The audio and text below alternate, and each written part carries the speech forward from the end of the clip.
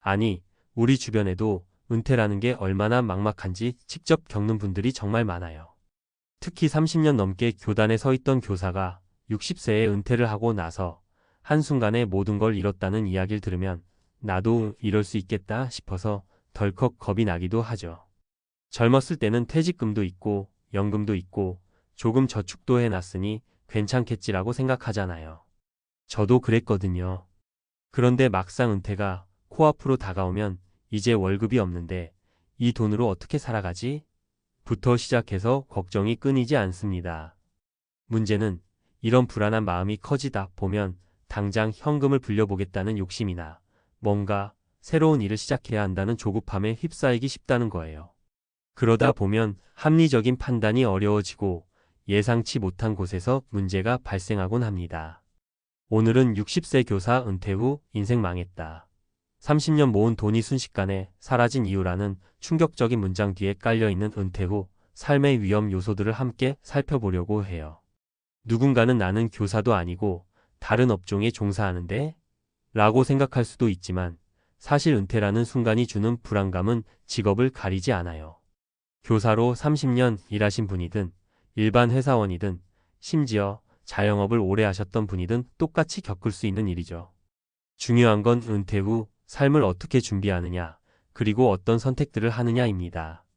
지금부터 간단한 사례 3가지를 통해 왜 30년 모은 돈이 한순간에 사라져버리는지 살펴보고 그 대처법에 대해 함께 고민해 볼게요. 1. 잘못된 투자 정보에 혹해버린 사례. 첫 번째 사례는 투자를 둘러싼 이야기예요. 60세에 은퇴하신 김 선생님 가명은 직장 생활 내내 정직하고 꼼꼼하게 저축을 해 오셨던 분입니다. 30년 모은 돈이 상당했죠. 문제는 은퇴 후 월급이라는 안정된 현금 흐름이 사라지니까 뭔가 한 방으로 돈을 굴려서 수익을 내야 한다고 생각하셨던 거예요. 주식, 부동산, 코인 요즘 세상에는 투자할 곳도 많고 주변에서 이번 종목 대박이야 같은 이야기가 끊임없이 들리잖아요. 김 선생님도 다른 사람들처럼 지인이 권유한 투자 정보를 덥석 물었습니다. 그런데 대부분의 경우 지인이 이거 진짜 안전하고 확실한 투자야 라고 말한다고 해서 100% 믿으면 위험해요. 당장 큰 돈이 오간다는 건데 내가 모르는 분야라면 더욱 조심해야 하거든요. 김 선생님은 여기서 실패를 하셨어요. 평생 모은 돈인데 하면서도 주변에서 당신은 교사니까 꼼꼼하시잖아. 안전한 투자 찾으신 줄 알았어 하는 말에 마음이 풀린 거죠. 결국 투자금을 넣었는데 얼마 지나지 않아 상황이 급변했고 원금 회수도 어려워졌습니다. 그게 단순히 몇백만 원도 아니고 수억 원대였으니 타격이 어마어마했죠. 은퇴 자금이라는 건 평생의 결실이잖아요. 이럴 때 가장 중요한 건 내가 잘 모르는 분야에는 과감히 놓으라고 말할 줄 알아야 한다는 겁니다. 남들은 이거 대박 날 거야. 은퇴 자금 불리기에 딱이야 라고 해도 내가 그 분야를 모르거나 공부를 덜 했다면 절대 대규모 투자로 들어가면 안 돼요. 실제로 많은 은퇴자들이 주위에서 다 한다니까 하는 마음 하나로 투자에 뛰어들었다. 큰 손실을 보고는 연금 생활조차 버거워지는 상황을 맞곤 합니다. 이 은퇴 후 빈 시간, 허무감에 빠져 과소비한 사례. 두 번째 사례는 돈이 사라지는 게 눈에 보이지 않는 형태로 진행되는 경우예요. 은퇴하면 좋기도 하지만 동시에 굉장히 많은 시간이 생깁니다. 교단에서 쉴 새 없이 아이들을 가르치고 시험지 채점하고 학부모 상담에 행정 업무에 정신없이 뛰어다닐 때는 일주일에 하루만 일하도 휴가였으면 좋겠다고 바라잖아요. 그런데 은퇴하고 나면 그 바랐던 휴가가 365일이 돼요. 이게 생각보다 외롭고 심심해서 견디기가 쉽지 않습니다. 하루 이틀은 이제 좀 쉬는구나 싶다가 시간이 길어지면 허무감이 몰려오죠. 그 허무감을 달래보려는 마음에 취미생활이나 여가 활동을 찾게 되는데 여기서 문제가 생길 수 있어요. 예를 들어 내가 이제 돈 좀 쓰면서 살아야지 30년 일했는데 이 정도도 못 누리겠어? 라는 생각으로 무리한 소비를 시작하는 거예요. 여행도 자주 가고 모임도 늘고 취미라고 시작했는데 장비부터 고가로 장만하고 술자리나 모임에 나가면 지갑도 팍팍 열리고 그러다 보면 어느새 지출이 월 수백만 원씩 나가는데 정작 고정 수입은 마땅치 않은 거죠. 이런 생활이 몇 달만 이어져도 모아둔 돈이 빠른 속도로 줄어든다는 걸 체감하게 돼요. 설상가상으로 몸에 이상이 생겨 병원비라도 한번 크게 들어가면 그때부터 걷잡을 수 없이 불안해집니다. 결국 이런 식의 과소비 패턴이 반복되면 마음 한구석에 죄책감도 쌓이고 돈이 줄어드는데 하는 불안감에 우울증까지 찾아오죠.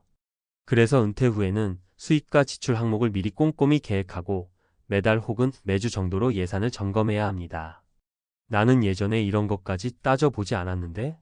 하실 수도 있지만 이제 더 이상 고정 월급이 없으니 긴장감을 가지셔야 해요.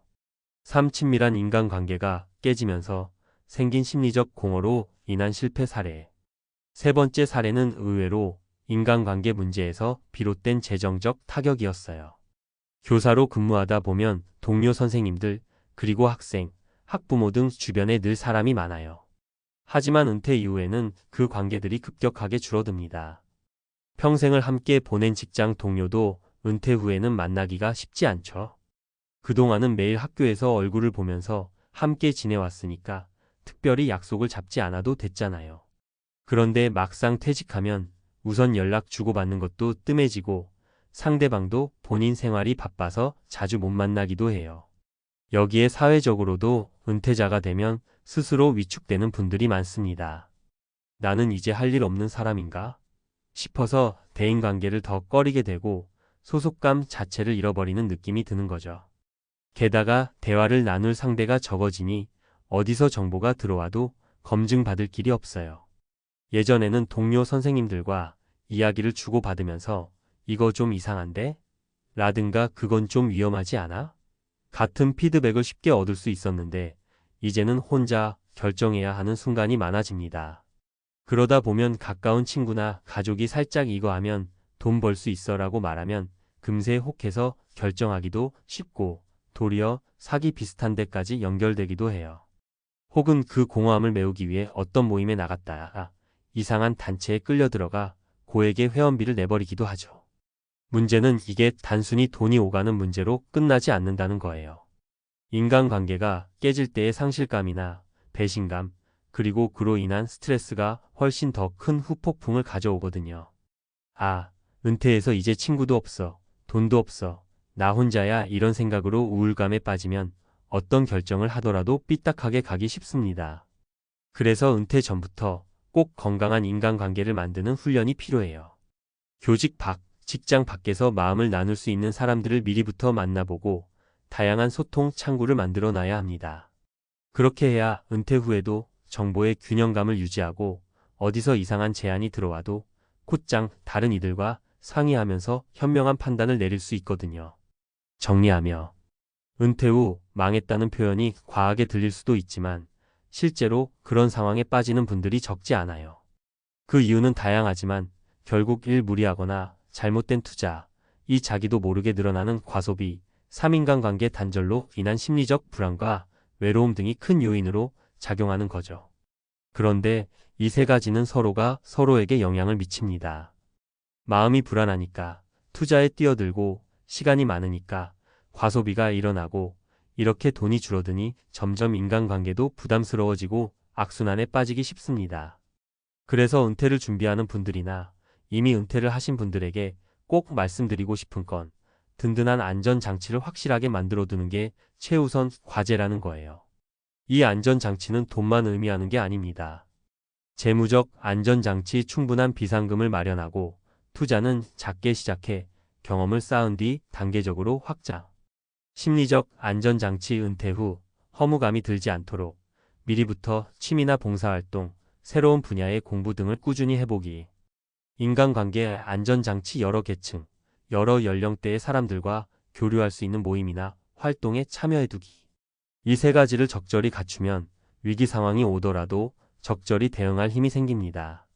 내가 모르는 분야에선 확실히 발을 빼고 은퇴했으니 마음껏 즐겨야지라는 극단적인 생각 대신 적절한 선에서 계획적으로 소비를 하고 조금이라도 외로움이 느껴질 땐 누군가에게 손을 내미는 거죠. 그게 작아 보이는 행동 같아도 나중에 가면 엄청난 격차를 만들어냅니다. 마지막으로 혹시 이미 망했다는 상황에 가까워진 분들이라도 자포자기하지 않길 바라요. 이 나이에 뭐 어쩌겠어 하고 체념해버리면 상황이 더 나빠집니다. 어렵게 시작하면 늦었다고 생각할 수도 있지만 그래도 누군가의 도움을 받으려 애쓰고 작은 일거리라도 찾아보며 지출을 줄이고 소득이 생길 길을 고민해야 해요. 잃어버린 돈은 다시 못 돌려놔도 내 생활은 재정비에서 어느 정도 자리를 잡을 수 있으니까요. 결국 은퇴라는 게 이제부터 내가 하고 싶은 걸 하면서 살아갈 수 있는 인생 이막이 돼야지 다시 사회로부터 쫓겨나거나 버려지는 느낌이 돼서는 안 되잖아요.